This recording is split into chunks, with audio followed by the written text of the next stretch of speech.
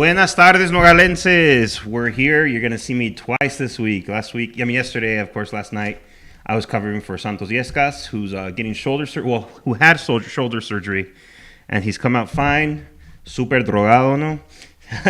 but good. He was high as a kite last night when he was messaging us, letting us know he was okay. But he's good, and his shoulder's good, and he's going to recover quickly. We've got a great show tonight. We've got the Border Youth Tennis Exchange with Charlie Cutler and his programs director, Jackie Gonzalez, with us tonight as our guests. But before we get started, I want everybody watching right now to give this video a like and a share. Make sure that everybody can see it. And we got some great things to talk about. A lot of things going on right now. Obviously, if you live in Nogales, you know that there's some interesting things happening. And we're going to talk about those. We're going to address those. So make sure that you share this video so everybody can see it. Also, check out our other social media platforms. We've got Twitter, we've got YouTube, Instagram. Check us out. I mean, we're always updating. We've always got things going on. Lots of things are happening in Nogales, and we're doing our best to keep on top of it. Calendar events. One of the new things that we started was a calendar of events lately. We were keeping track of things that are happening. A couple of the most important things that are happening right now is actually on Saturday, December 1st, is the 15th Alex Bermudez Memorial Golf Tournament. There's an event on Facebook. It's on our Facebook page, and it's on the Chamber of Commerce's Facebook page. Go there, register, make sure that you're in attendance. Be part of this great event. Then on the 2nd is the Fix to Own bike. It's with Cero Estrés. Obviously, Cero Estrés, our director, Edgardo's in charge of it. Edgardo, what's going on with the Fix to Own thing? Vamos a tener a 5 jóvenes del Okay. programa. Okay, 5 of the group of. Que se van a encargar de arreglar 10 bicicletas. Oh, okay. Y esas 10 bicicletas se van a regalar a niños de aquí de la comunidad. Okay, so what it is 5 of the kids from Cero Estrés are going to be fixing bikes for local kids, and they're going to give them away to local youth, that's pretty awesome. Y 5 de ellas se van a regalar durante el desfile. Así que okay.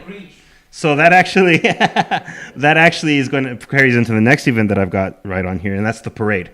On December 8th, 5 of the bikes that are fixed on Sunday are going to be given away at the parade. So there'll be prizes that are given away to kids at the parade. So make sure, if you've got kids, take them down to the parade right there on Morley on December 8th, next Saturday. And we're also going to be live streaming it right here on We Love Nogales. So even if you're not there, you'll still be able to watch it. People who watch our show, I know we got a lot of viewers who are from Nogales or are interested in Nogales, but they don't live here. The parade is a great thing to see. It's going to be awesome. Great lights, great floats. It's going to be great. So let's talk about some of the things that have been happening. Obviously, last week was Thanksgiving.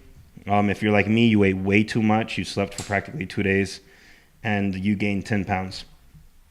But maybe not. Maybe the next day on Black Friday, you went to the stores and you worked it all off, throwing elbows, knocking people down, getting those deals. And you saw, if you keep track of our show, you saw that we were live for Black Friday, talking to some of the shoppers and how things were going. And then the next day was Small Business Saturday. And that was a day and it's sponsored by American Express. And it went pretty well for Nogales, actually. The smaller businesses did really well. And so did Black Friday, actually. And that was in spite of what's going on the border. I feel like people,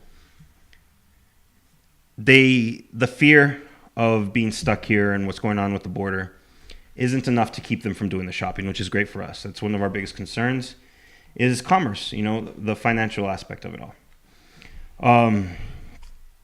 Then if you know about the Nogales Mercado and what Nogales Community Development does, they know that they're working on building a kitchen downtown. And this kitchen will house the Mercado from now on. And they'll be able to do burgers and carne asada and hot dogs and whatever. It's going to be awesome once it's done. And progress on that is progressing very, very well. I mean, we have a picture. You can see the walls are coming up. It's looking great. And I'm pretty excited for when it opens. All right, so let's talk about our friend Santos real quick. Poor guy, he fell off a bike that Edgardo put him on. So blame Edgardo for what happened to Santos. Blame Edgardo for Santos not being on the show yesterday. That's right, Edgardo. It's Edgardo's fault. Que no Santos. But he's doing good. So we're happy that he's doing well. He should be back next week. But because he's out, the Nogales Mercado will not be open tomorrow. Unfortunately, he's the one who runs the Mercado, so they won't do the Mercado tomorrow, but it will be back up and running next week as well. Now, also speaking of Santos, he is an incredible photographer. I mean, he's really, really good. I mean, if you follow him on Instagram, you see these amazing photos that he posts all the time. I mean, some of my favorite shots are the ones that he does of the moon, the ones he does of flowers. Well, one of his photos actually got entered into a contest. I think we have the link, or we'll put the link in the comments. And we also have the link on one of our posts from a couple days ago. And so you can vote every 24 hours. So you vote once, then you come back the next day and you vote again. I've already voted twice, and I'm going to continue voting.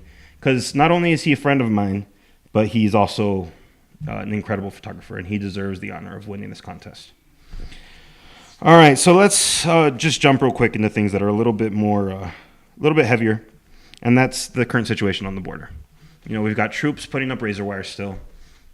I actually got an opportunity to talk to a couple of them the other day, not about, you know, what's going on here, but just to talk. And they, they've done some shopping, they've tried the food, they like the weather, and they're just regular people. So I do want to reiterate that these are just soldiers following order. No matter how you feel politically, they're just soldiers here following orders. They're not bad people, they're good people. And they're regular people, and they are bringing money into this community because they are shopping here and they are buying food here. So they aren't draining the community. And in spite of them being here, I've told you that I don't like the way it looks. I love Nogales, and people are already afraid of Nogales. And a fence full of razor wire kind of adds to this negative imagery. But it's important that you direct your anger correctly. Or better yet, don't be angry at all. Don't be angry or fearful. That's the two worst emotions that people can feel. They lead people to make bad decisions. And especially do not direct your anger at the troops. They're not responsible for this. They're following orders, and they're doing their job. Also, this week, happening in Hermosillo right now, is the Arizona-Mexico Commission. And I'll be able to check in next week on what they've discussed and what's going on. But the Arizona-Mexico Commission is one of my favorite things because it's a real testament to the community between the two states, El Estado de Sonora and the state of Arizona. It's not just Nogales, not just ambos Nogales, but the two states have a long history of interacting well and working together. And I was told that they did discuss the caravan and the troops on the border, but I don't know what they discussed. Now, another thing that's been my biggest frustration is the lack of information and the lack of transparency happening right now, especially from Customs and Border Protection. They haven't given any information to the community on why the troops are here, exactly what they're doing, how long they're going to be here, or anything like that. There was a meeting yesterday between the Port Authority and Customs and Border Protection where they were able to finally clear a little bit of that up. Even more frustrating to me, though, is that press was not invited. We were told, in fact, not to be there, which in a free press society, that's shady, to say the least.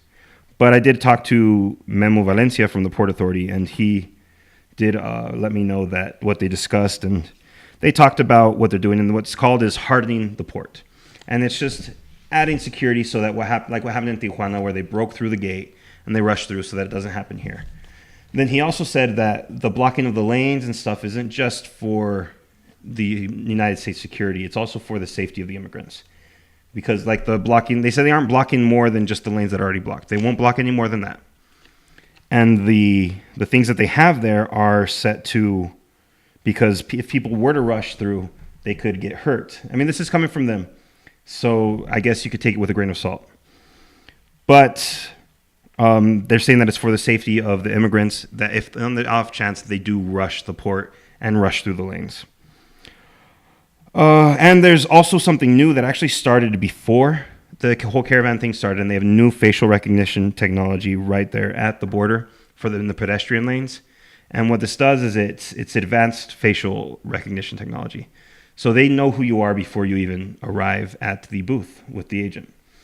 And this will help them find out if you've had any sort of violations in the past and things like that. It's supposed to make the process smoother, but from what I've learned talking to people, it's actually taking longer. And not only that, but people are a little bit more fearful from talking to people around town, people from Nogales, Sonora, and people from Nogales, Arizona, who cross, almost on a daily basis, their biggest fear is not of the troops. It's of being stuck on one side or the other. Like the people from Nogales, Sonora, I talked to some shoppers downtown today, and their homes, their families are all in Mexico. They're all in Nogales, Sonora. So if they were to be stuck on this side, they wouldn't be able to get back to their families. They wouldn't get back to their homes, to their food, to everything. So, I understand their frustration. I understand their fears. And that's more reasonable than fearing our troops or fearing the immigrants. Now, the other thing that I want to address before we move on any further than this is perspective. No matter which side you're on of this, no matter how you feel, who you agree with, who you disagree with, whatever your opinion is, perspective is the most important thing. Learn other people's perspective. Learn both sides before you make any decisions, before you jump to any conclusions or anything. It's perspective and perception, in fact. Because if you're going to talk about perception, then troops on the border stringing razor wire looks bad. And in a community like Nogales, yes, perception is everything. And we need, especially since people are afraid of here, we need to look good. We need to be perceived as we are, a safe, healthy, and friendly community. But taking perspective into account,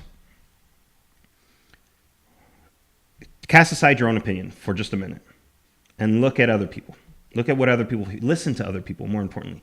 Listen to how other people feel. Like, some people actually feel safer with the troops here because it's the U.S. military. If something goes wrong, we have them to protect us. So a lot of what the problems, I think, in my personal opinion, even though I try not to put my opinions out here, but my personal opinion on this matter is not enough people in the United States expand their perspective. They have a limited perspective of everything, what affects them and what affects the people closest to them. But everything outside of that gets ignored. So take a moment right now, after the show's over, because I want you to finish the show. But read a book, watch a documentary, but not something that's in your comfort zone. Read something completely different, completely outside of your comfort zone, maybe even an opposing idea and belief, just to expand your perspective a little bit. I mean, I'm not telling you to change your opinions. I'm telling you to learn someone else's, to understand someone else's opinion just a little bit better. And I've actually, I'm working to get the U.S. military on our show, which would be great. Hopefully it'll happen soon. And they actually have been very, very cooperative with me and very, very open. I called them today. I spoke to them. I sent them an email. Just need to hear back to find out what happens next. I'm very excited for that to happen. If I can get them on the show, it'll be incredible, especially for this community. That's really all I had for the monologue. I've already gone almost 15 minutes just on that. So we're going to take a commercial break, and when we come back, we're going to come back with Charlie Cutler and Jackie Rodriguez from byte, Border Youth Tennis Exchange. And so yeah, I think that's it. Oh no, don't forget to like and share. If you're watching right now, like and share this video. Thank you.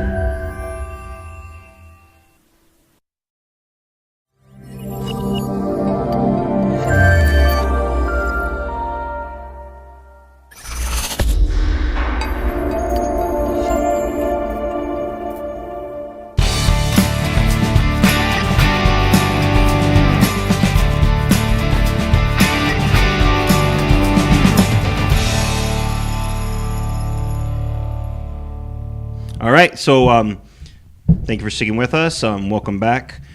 And we're here with Charlie Cutler and Jackie Gonzalez. All right, and you guys want to introduce yourselves real quick and talk about what you do?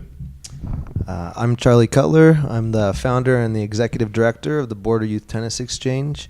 We are a binational youth development organization that uses sports and academic activities to inspire kids on both sides of the border. Very, very cool. Very cool. And Jackie? Hola, muy buenas tardes. Mi nombre es Jaxubeli González. Soy la directora académica de Border Youth Tennis Exchange, o byte, como nos gusta llamarle. Mi trabajo es más que nada en la parte mexicana, tratando de obtener la participación de la comunidad para aceptar también la organización y que la conozcan mejor. Muy, muy bien. I'm going to talk to the viewers real quick because we have gotten some comments in the past. People complaining that we do our program in English and Spanish, but if you haven't watched our program before or you don't understand what we do, Ambos Nogales is one community on both sides of the border, and it's a blend of cultures, a mesh of cultures, and a mesh of languages. So we do our show on English and Spanish because it reflects the community that we live in. And since we're representing this community not only within the community but to the whole world, since we do have viewers all over the world now, we really want to represent it properly, and this is what we are. I mean, and the United States does not have an official language, even though we record in the United States, but there is no official language in the United States. Yes, English is common, but in here, Spanglish is the most common. All right, so let's continue. All right, so let's talk about your history. You know, your personal history and what started byte. Sure. So my personal history, I'm actually not from around here. I grew up in Portland, Oregon, and then I actually spent the 5 years before moving to Nogales in San Francisco. Okay. I was actually a tennis player growing up. I played in college. I played 2 years professionally after college. Most of my professional career was in Latin America. Cool. I played in... How'd you do? I mean, I'd still be doing it if I did a little better, you know? But no, I played mostly in Mexico, Guatemala, El Salvador, Venezuela, Chile, Argentina. So really my introduction to the region came through these tournaments that I played all up and down Latin America. And during that time, I kind of developed an interest in kind of Latin America and border issues in particular, mostly because I was spending time in these countries that that had a lot of social issues and social inequality, but I was basically staying in the tennis community at the top of the hill. So it was often kind of a jarring experience to take taxis through the real city and spend my day training at some fancy tennis club. And of course, yeah. That kind of led me to be interested in these topics, and it led me to a master's degree in international human rights. Very cool. My real introduction to kind of the border policy was interpreting for pro bono refugee asylum cases in San Francisco. I worked for an organization called the Lawyers Committee for Civil Rights. Oh, wow. And through that experience, I got to kind of like a firsthand awareness and conception of kind of the plight of asylum applicants, what the asylum process looks like. And then eventually I came to spend a summer here in Nogales to do some research up in Florence and some of the detention centers that hold refugee populations. Can I ask you a question that's unrelated to byte real quick? Sure. Since this is a subject that's that's affecting the border right now. Yeah. It hasn't necessarily hit Nogales, but in Tijuana, obviously. Mm-hmm. The asylum process, the asylum seeking process, how selective is it?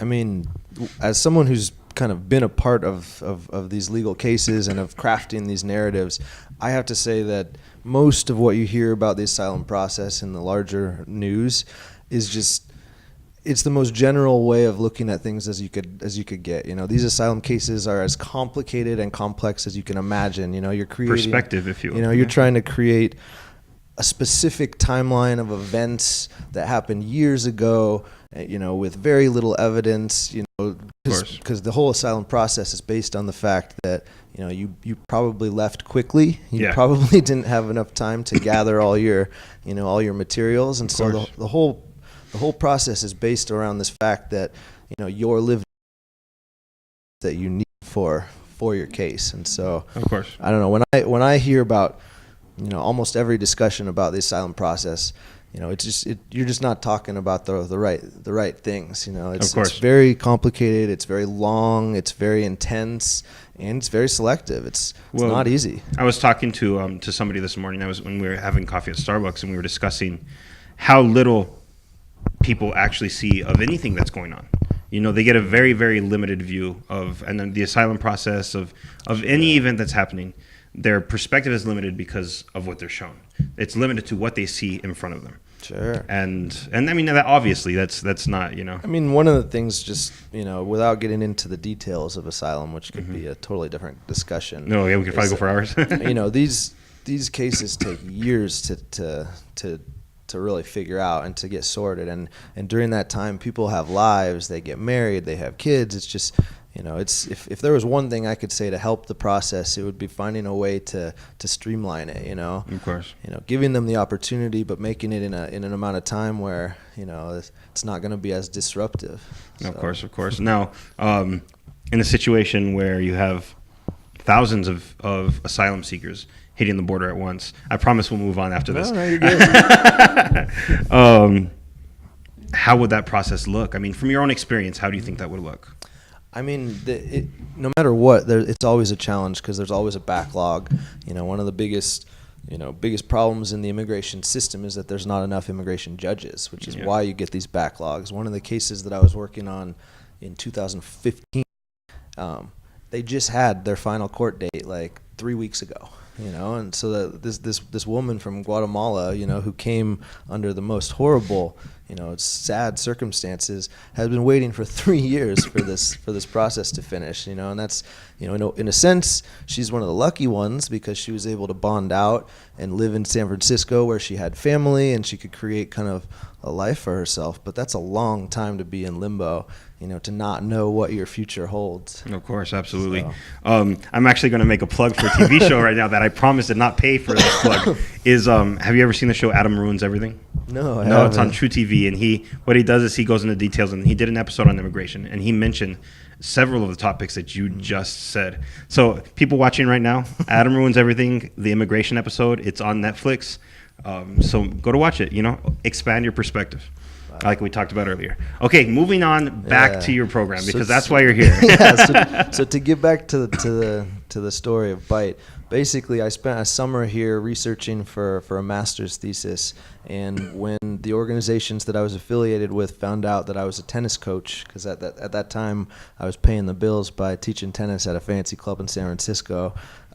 They suggested I bring some tennis gear and I teach some free lessons across the line with some of the organizations that they were affiliated with, just for fun as like a side project to get to know the community and kind of start something different. And really Byte, what it is today, grew out of that summer program. We had 30 to 40 kids showing up for these lessons. It was absolute chaos. I don't know if anyone learned any tennis, but it was really an incredible experience to see how welcome I was and welcome this sport that none of them had ever played was. And so for me, I kind of couldn't help but see the potential for expanding that kind of a project and really seeing what sort of resources that we could get to give it, a little bit more kick than just tennis. And so, it's expanded into, like, I've been following your Instagram for about 2 weeks now, and just the things you guys have going on. I mean, you even guys did like a field trip to see the art of Ambos Nogales. So right? one of the things that's kind of most misunderstood about our program is that while we are a tennis organization, and while that's kind of what makes us unique, the model we use is tennis and education. So every session we have an hour on the tennis court and an hour in the classroom doing digital storytelling. We have curriculums in behavioral intelligence, emotional awareness. We do lots of art.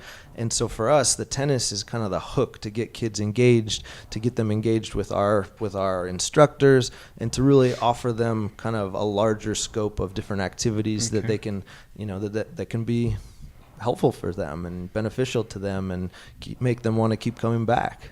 Okay. So. Jackie, ¿nos cuentas su historia, por favor? Sí, claro.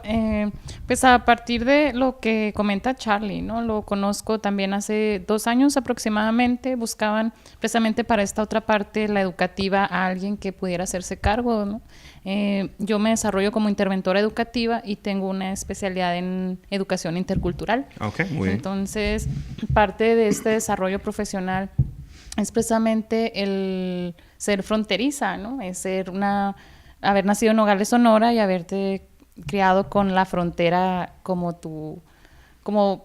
ser parte de ambos Nogales, ¿no? Claro que sí. Para mí es un ir y venir y es como la dinámica de la comunidad. Sí, como mucho cruzas casi todos los días o todos los días, me imagino. Casi. Entonces, esta parte que te menciono como me desarrollo como educación intercultural ha servido mucho en lo que es la parte educativa de byte, porque precisamente lo que hace la interculturalidad es promover la convivencia entre las diferentes creencias, las diferentes costumbres, los diferentes elementos culturales que nos pueden diferenciar. Es no que seamos todos o todas iguales, sino que esta diversidad que tenemos la podamos compartir y que también podamos vivir con ella y no crear un rechazo hacia el otro nada más por ser diferente. Entonces es como la parte que se trata de promover desde byte en la parte educativa.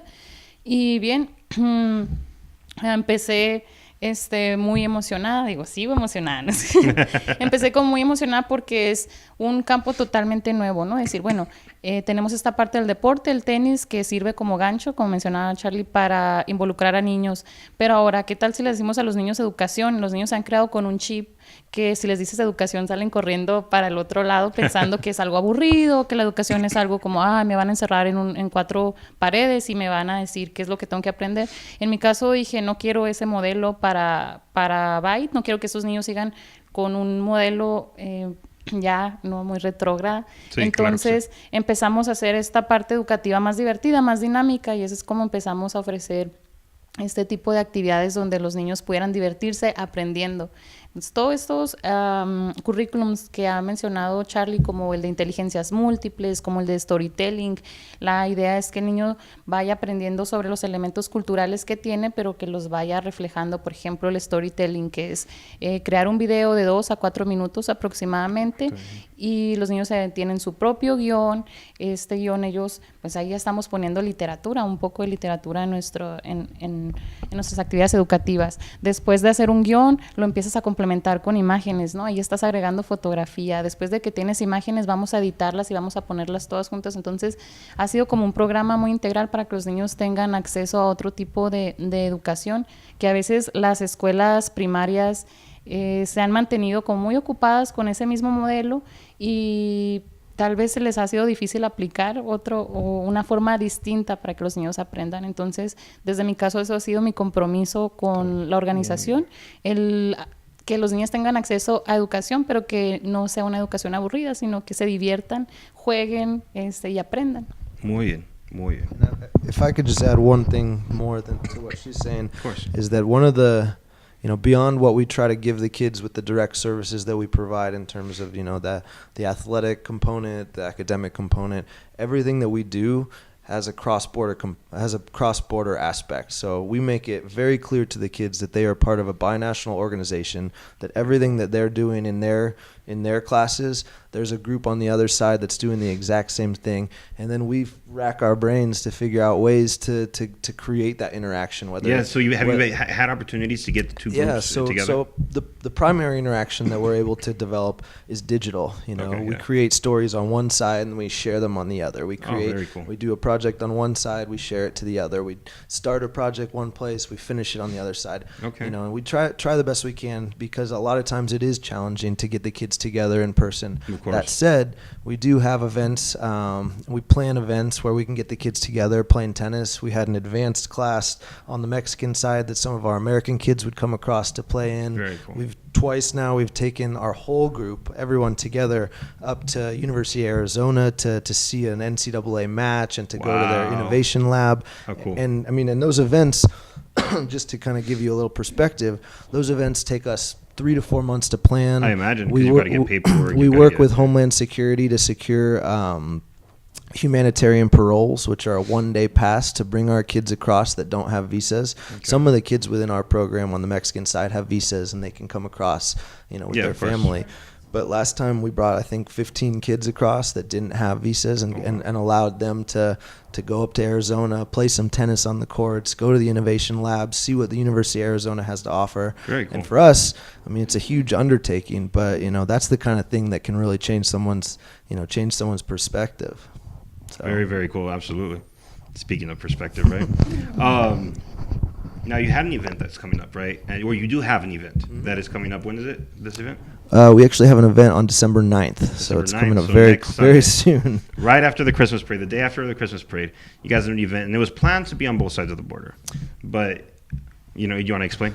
Yeah, basically, this is our most ambitious event yet. We organized with the administrations on both sides, the city administrations on both sides, to host a pop-up tennis festival in the street, right on East Kaya International on both sides, right next to the wall.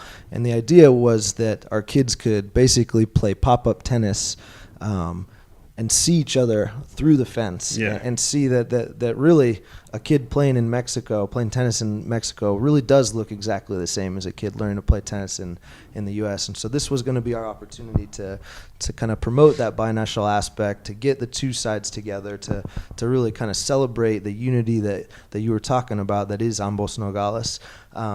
Recent events have made it challenging. Of course, and absolutely. so actually, understandable too. Yeah. Recent events have made the binational kind of festival challenging. So at this point, we're actually going to host the entire festival in Mexico on the Sonoran side of the border.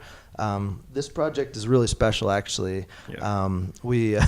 We actually designed and constructed 3 10 by 10 foot tennis backboards out of wood. I'm not sure if your audience is familiar with a tennis backboard. It's basically like a freestanding wall, and then we actually worked with professional muralists on both sides to work with the kids to design a mural for each backboard that represents their experience kind of living in this binational community and being a part of a cross-border program. And so the kids have been working for the last, I think, 5 weeks to develop the themes and ideas that they want to represent in their mural. And just this week, we're actually beginning to paint them. So the event is going to be a showcase of their work, of the project that we've been doing, and kind of just our opportunity to show the community and show the world what it's like to run a binational organization, and the benefit that can bring to both sides and to us as instructors as well. That's so cool. That's awesome. Sí, una cosa que me gustaría agregar es que Charlie comenta que son artistas o muralistas de gran experiencia. Y cuando dicen de gran experiencia, es de gran experiencia. Estamos trabajando con Guadalupe Serrano, miembro del taller John, que es una persona que se ha entregado al arte de ambos Nogales durante muchísimo tiempo, ¿no? Y aquí en We Love Nogales, pues queremos mucho a los artistas de ambos Nogales. Y lo hemos tenido aquí en las sillas donde están sentados, y siempre nos gustamos enseñar al mundo el arte que viene de Nogales, que hay bastante, ¿no? Y es gente talentosa. Está también Iván Letters Herrera, nos acompaña Denise Díaz, viene ella de Hermosillo, Carolina Íñiguez, que aparte de ser instructora de byte es una gran artista, es una gran música.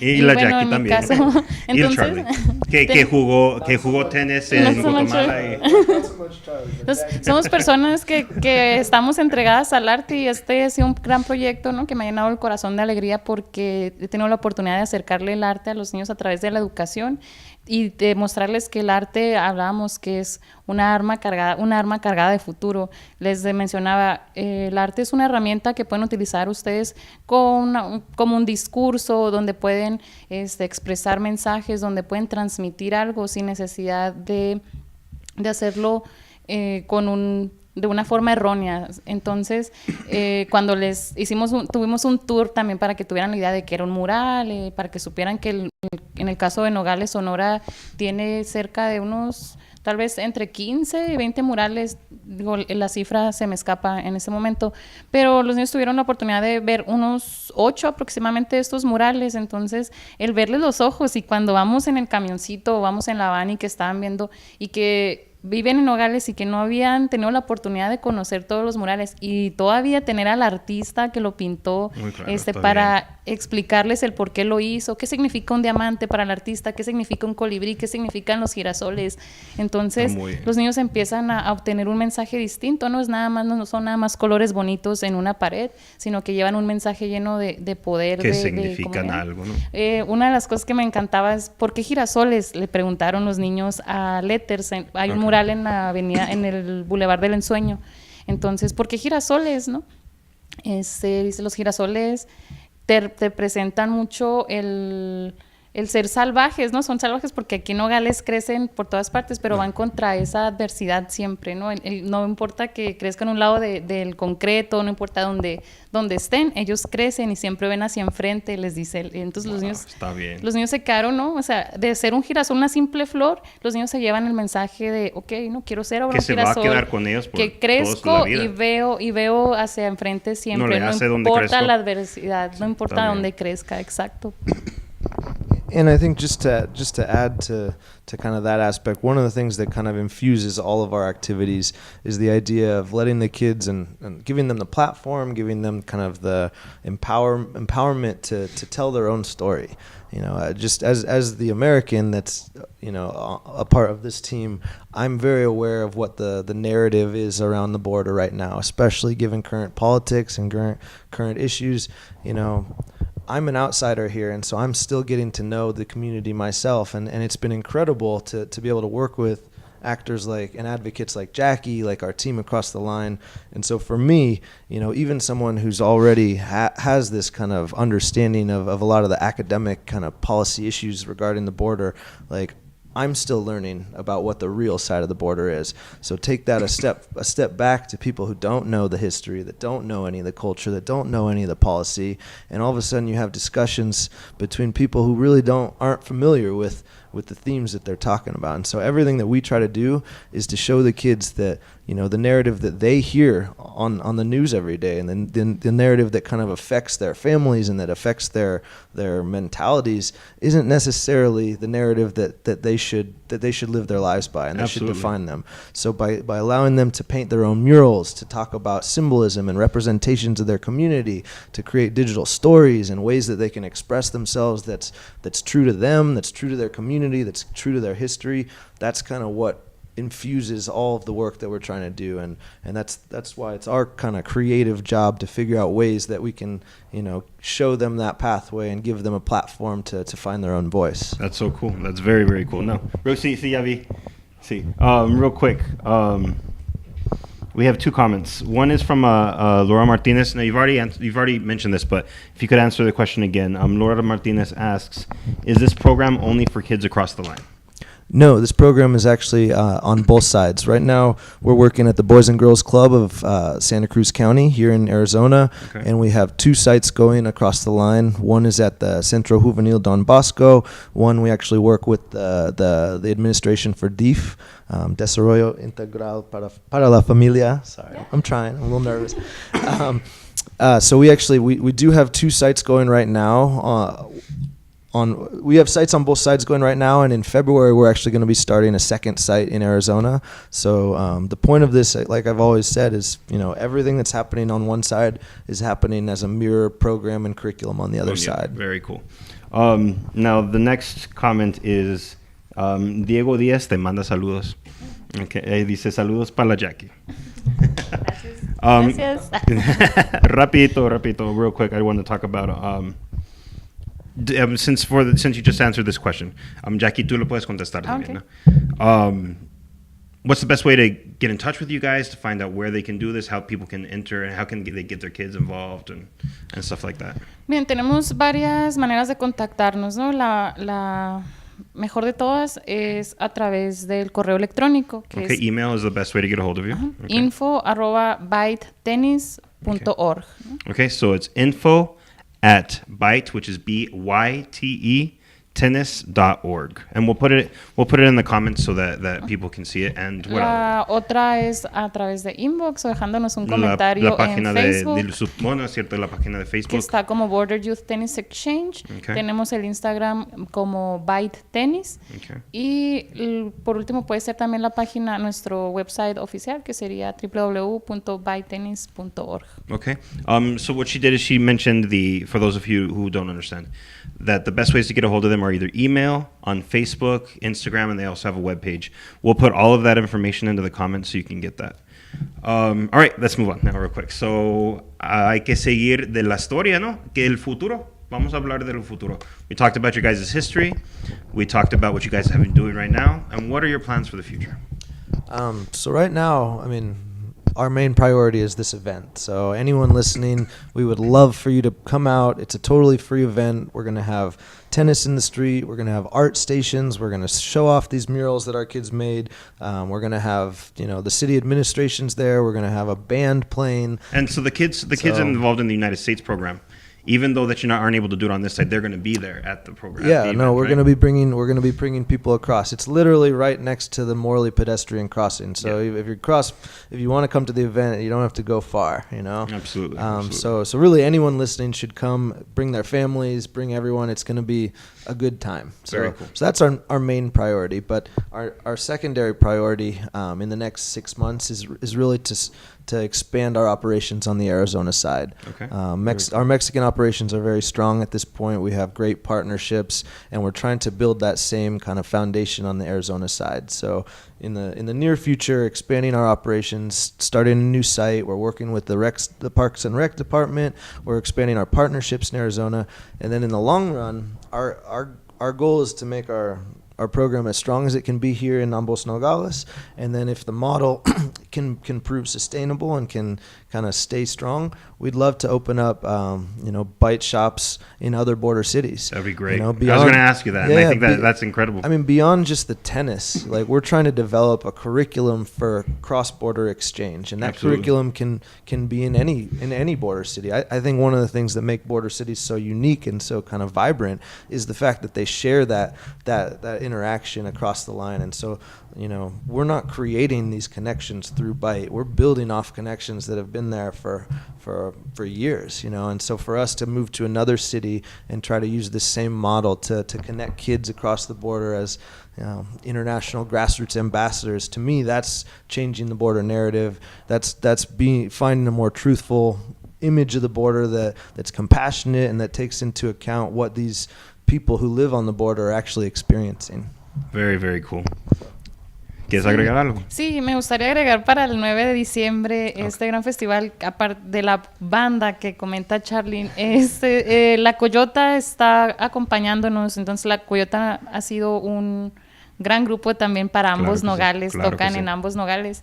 Y como dice, estamos juntando a toda la comunidad para mostrar cuál es la verdadera cara de la frontera. En todas partes suceden cosas malas, en cualquier ciudad, y no tiene que ser una frontera exactamente. Claro que sí. No estamos negando que en Nogales o en ambos Nogales no hay crimen, pero también se trata de mostrar esta parte que hay fiesta, ¿no? Donde la comunidad celebra que convivimos todos los días, que cruzamos. Entonces la Coyota va a estar como para tener esta gran fiesta, para que todos los que están escuchando, se acerquen.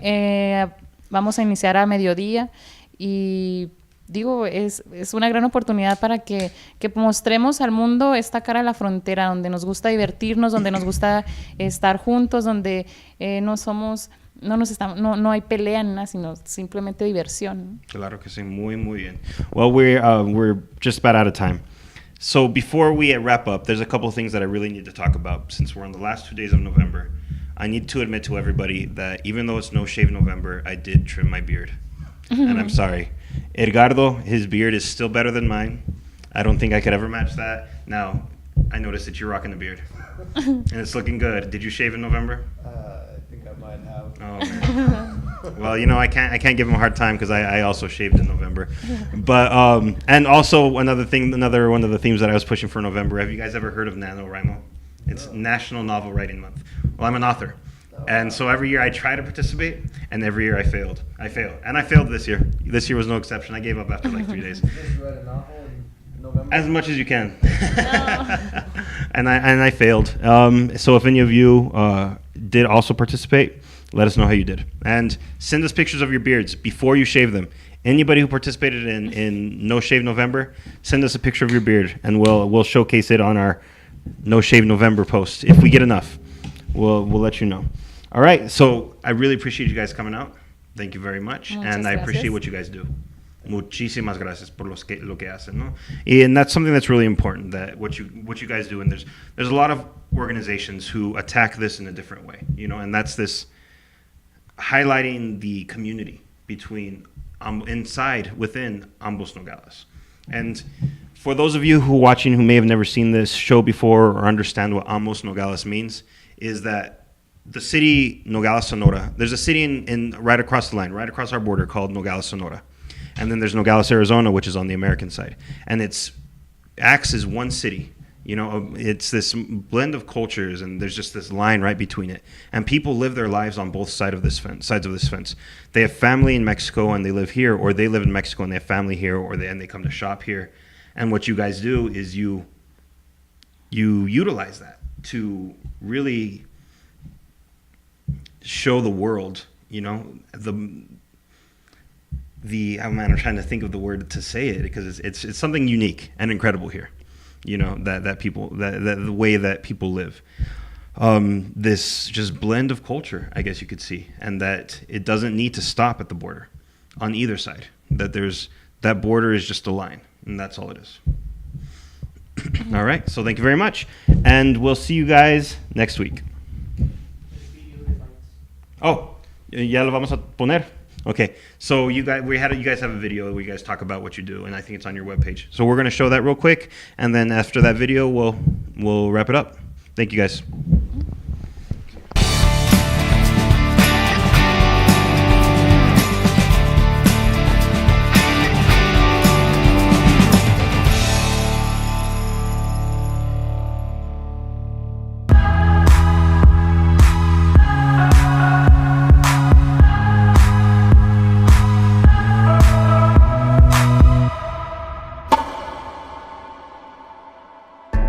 Hi, I'm Charlie Cutler. I'm the founder and executive director of the Border Youth Tennis Exchange.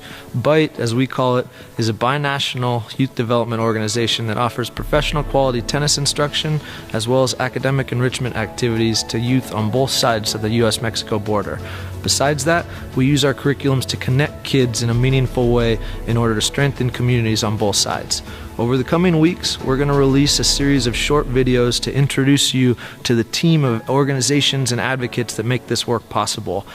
We've been very lucky to build our program off of years of experience, and we're really excited to be able to show our team to you and really introduce you to the behind the scenes of how we're able to operate a binational organization. Thanks for tuning in, and we look forward to welcoming you to the BYTE team.